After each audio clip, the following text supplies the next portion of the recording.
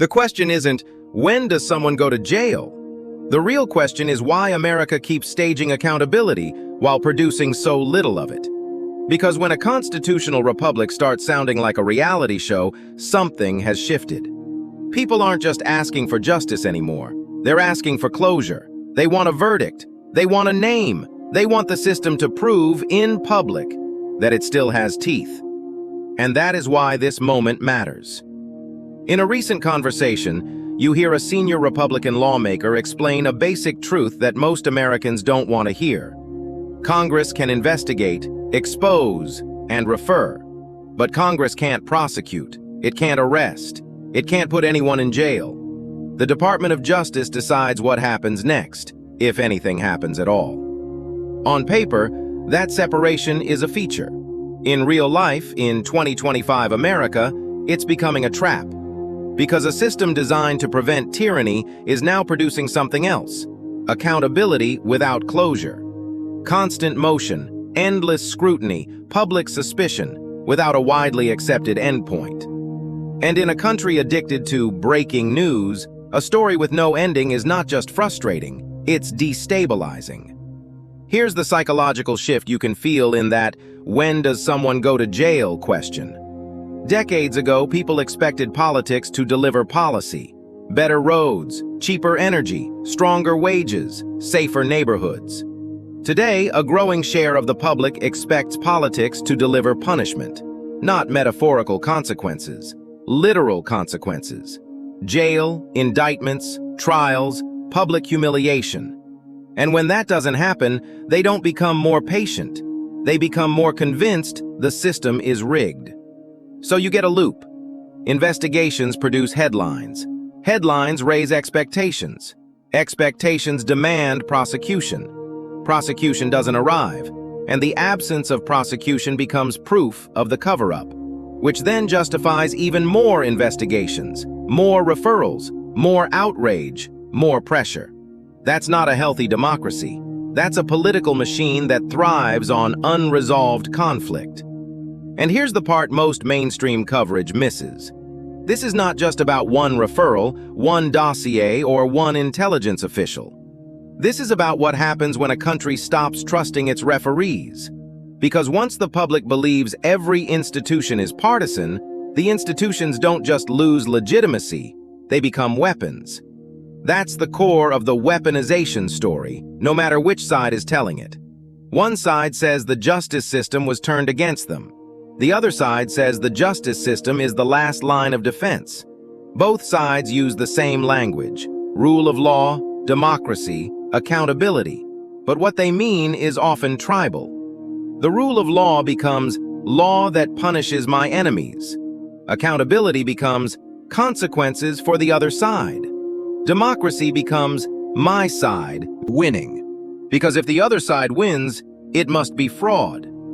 This is how a system can keep operating while no longer functioning as intended. The lights are on. Congress holds hearings. Agencies issue statements. Courts convene. Elections happen. But the binding agent, the shared trust that makes outcomes acceptable, is evaporating. That's why every decision is interpreted as a plot. That's why every non-decision is interpreted as proof. That's why politics feels less like governance and more like permanent warfare. Now look at how this interview frame works, because it's a masterclass in modern political storytelling. It starts with the public's emotional demand. People want someone punished. Then it offers a procedural answer. We can't prosecute, we can only refer.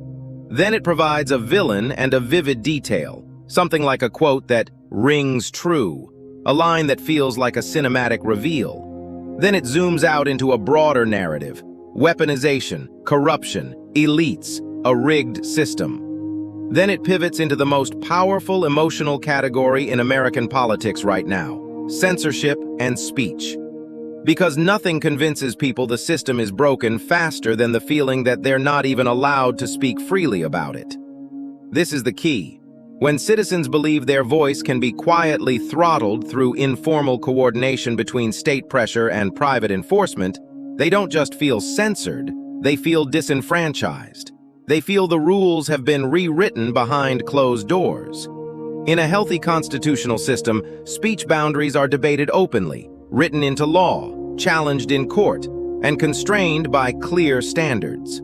In an unhealthy system, speech constraints drift into the shadows. They become vague guidance. They become back-channel requests. They become selective enforcement. They become a fog where nobody can see who is responsible.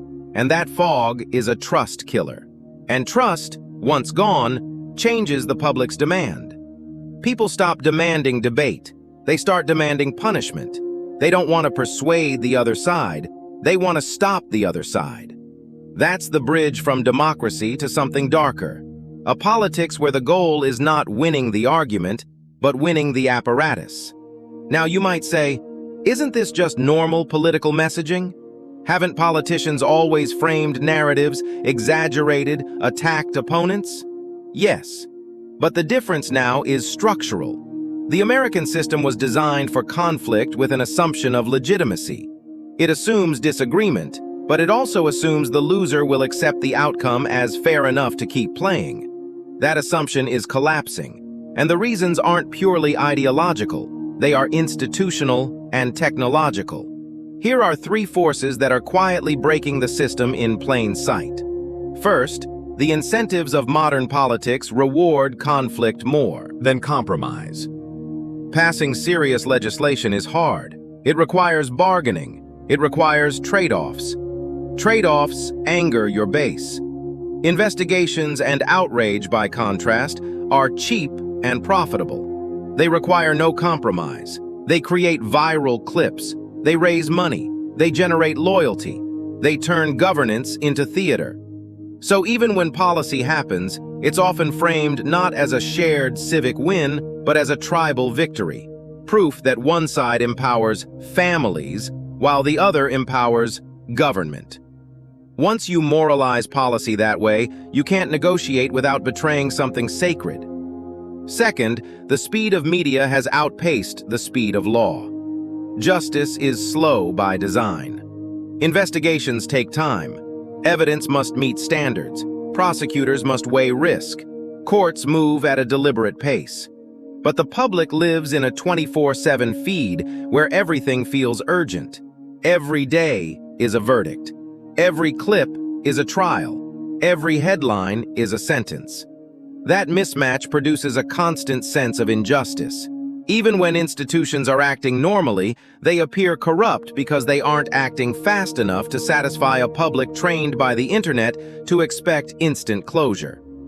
Third, information itself has been politicized, not just by propaganda, but by selective transparency. In modern Washington, releasing information can be less about enlightening the public and more about shaping the narrative. Declassification becomes a weapon. Leaks become strategy. Context becomes optional. Timing becomes the message. And once people sense that, they stop arguing about facts and start arguing about motives. When motive becomes the center, truth becomes secondary. And when truth becomes secondary, the system loses the ability to conclude anything that half the country will accept. That's why even a prosecution doesn't necessarily restore trust anymore. The winning side sees justice. The losing side sees persecution. The institution becomes consumed rather than strengthened. And the story doesn't end. It mutates into the next phase of tribal conflict. This is the lawfare trap. Once one side believes institutions were used against them, they face pressure to use the same tools to restore balance. The logic is seductive. If they did it to us, we're justified in doing it to them. But the moment both sides accept that logic, the institutions stop being neutral safeguards. They become contested terrain. The goal shifts from fairness to control. And control is the most addictive substance in politics. Now let's bring it back down to earth. What does all of this look like to the average American? It looks like a country where the headlines never end, but nothing ever finishes. It looks like hearings, subpoenas, and referrals that don't produce closure. It looks like scandal after scandal, where one half of the country is convinced the evidence is overwhelming, and the other half is convinced it's manufactured. It looks like political leaders promising accountability, then blaming process when accountability doesn't arrive. And it looks like citizens being told to trust institutions while watching those institutions behave like combatants. That is why the system feels like it no longer functions as intended. It isn't that America lacks laws, it's that America lacks shared legitimacy. And legitimacy is the invisible infrastructure of governance. You can't see it, but when it cracks, everything built on top of it becomes unstable. Here's a line that explains our moment in plain English. In the old America, institutions ended conflicts. In the new America, institutions produce content. Think about that. Institutions were supposed to be the ending. Now, they're the show. Investigations are episodes. Court filings are cliffhangers. Referrals are trailers. Leaks are teasers. And the audience, us, is trained to demand the next hit, not the final truth. But a republic cannot survive on cliffhangers. A functioning system needs conclusions that most people accept, even grudgingly. It needs a shared sense that procedures are real, standards are consistent, and outcomes are not simply the result of which tribe controls the levers. When that shared sense collapses, politics becomes existential. Every election feels like a life-or-death battle. Every loss feels like oppression. Every win feels like revenge. And in that environment, the demand for punishment becomes inevitable, because punishment is the simplest way to prove power. If you can jail your enemy, you don't need to persuade their voters. If you can cripple them legally, you don't need better policy. If you can silence them, you don't need a stronger argument. That is the slippery slope.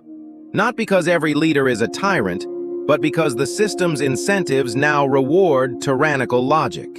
And the public, trained by distrust, increasingly cheers for our tyrant, as long as he punishes their tyrants. So what would it take to restore function? Not a single trial, not a single referral, not even a single reform. The deeper fix is rebuilding the conditions under which institutional outcomes can be accepted. That means transparency that isn't curated as propaganda. It means oversight that isn't just theater. It means rules for speech and platform governance that are debated openly, not enforced through shadow systems. It means a media ecosystem that values conclusions over perpetual outrage. And it means citizens willing to tolerate due process even when it delays the emotional satisfaction of immediate punishment. That's hard, it's slow, and it doesn't trend. But if we don't do it, the path ahead is predictable. The public will keep demanding jails because jails feel like closure. Politicians will keep offering investigations because investigations are profitable. Institutions will keep being dragged into partisan wars because neutrality is punished. And the country will drift further into a politics where the goal is not self-government, but dominance. That is the real meaning of this moment. Not the name in the referral, not the clip that goes viral, but the transformation of the American political system into a machine that generates conflict without resolving it, while the public, starving for closure, turns justice into a spectator sport. Seeing America and power more clearly. Now I want to ask you something directly, because the answer matters more than any headline. If the U.S. is trapped in accountability theater, what breaks the cycle first? Institutions reforming themselves, media incentives changing, or citizens refusing to treat politics like a vendetta?